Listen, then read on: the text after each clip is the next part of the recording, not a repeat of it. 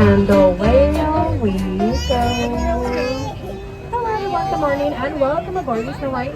My name is Gabby and I'll be your captain and storyteller today on our journey to Tangled-themed. During the safety, we ask that you please remain seated throughout your voyage with your hands, arms, feet, and legs into the vehicle and supervise any children.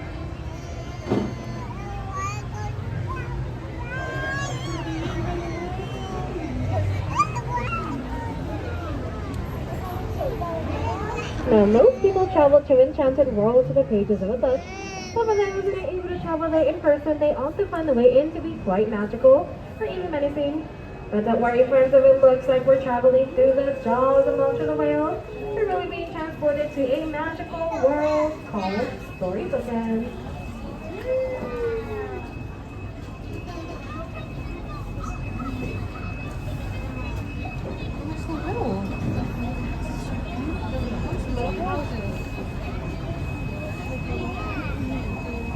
Our story today begins with a big bad wolf, and he lives in that cave just to our left. He's always after the three little pigs, but luckily they live just across the way in those three houses. One house made of straw, one made of sticks, and one made of guaranteed wolf-proof bricks. Our story now takes a strange turn, but just around the riverbed is a quaint English village, which is home to Alice.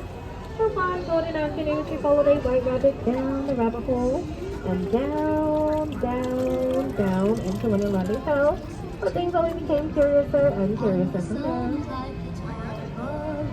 Just across the way is Sun Park, where Peter Pan and the darling children took their first flight over to Neverland, thanks to the help of Tinkerbell's pixie dust, and they would never ever have to grow up.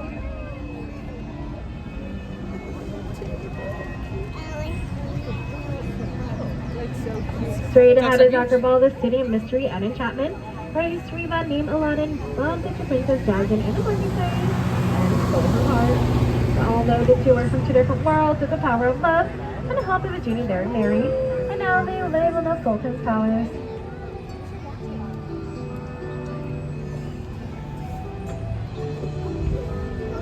These magical places is where love shines.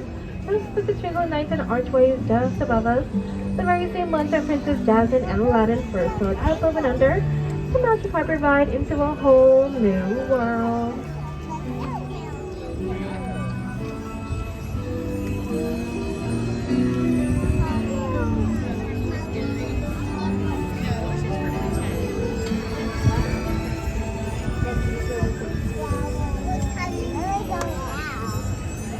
Up ahead is a cave of wonders.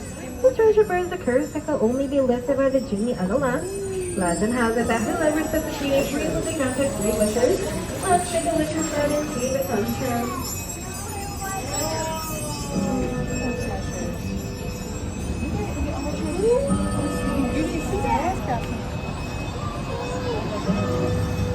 Snow White wished to be free from the evil queen, and when she came upon that cozy cottage to the right, the 7 dwarves gave her shelter in return for her kindness. If you listen carefully, you might even hear them whistle while they work. Just across the way, Cinderella wished to go to the ball, but her wicked stepmother forbade her. Luckily, she had her fairy godmother who granted her wish. Once they begin to return home by midnight, and the fairies turned back to their pumpkin and leave it up there on that bridge. Now, although magic does have its limits, love itself, and now Cinderella lives happily ever after.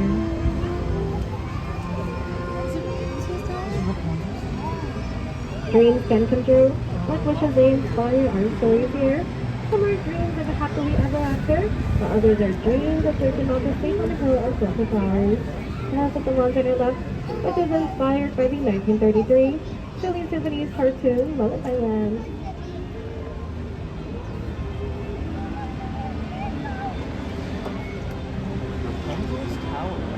And just on your left is Rapunzel's tower, where she first wondered when would her life begin. With Flynn Rider by her side and her trusty frying pan, she was able to compose her story. Look carefully, you might even see some of Flynn Rider's wanted posters, but they just can't seem to get his nose right.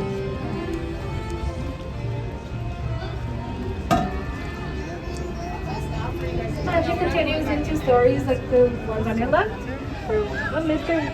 Toad whose stately manner is just on our left. But unfortunately, friends, he's not in today, but you may find him on the card in Fantasyland, and if you know in particular. And stories of magic found in the kingdom of Arendelle, where Elsa flees to her ice castle up in the mountains in honor of just wild Rapunzel.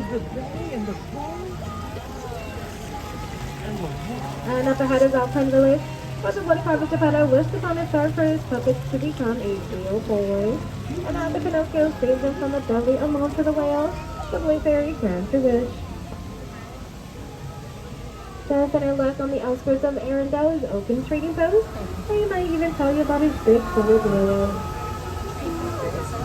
Geppetto's wish is like those made in many fairy tales, and they even led a little mermaid named Ariel to follow Prince Eric's castle on her right, while that inspired her to give up her life under the sea and fulfill her dream of becoming part of our world. Her story began just upon the waterfall in the underwater sea of Mexico,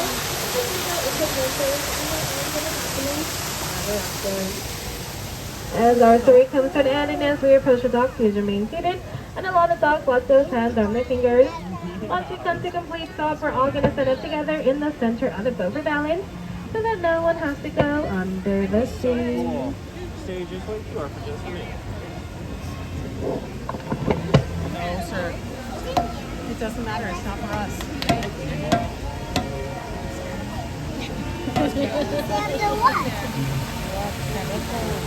Little Mermaid Liz. I asked him to stop working.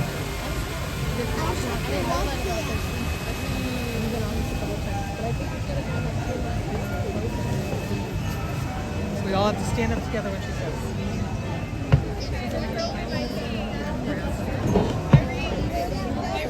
Ready, please stand seated, everyone. Just a moment longer. We're all going to stand up together. Count of three. Look at it. Now watch you turn around and see for me. Alrighty, stay seated. My friends along the dog side, watch those hands on their fingers. And everyone up on three. 1, 2, 3. Alrighty,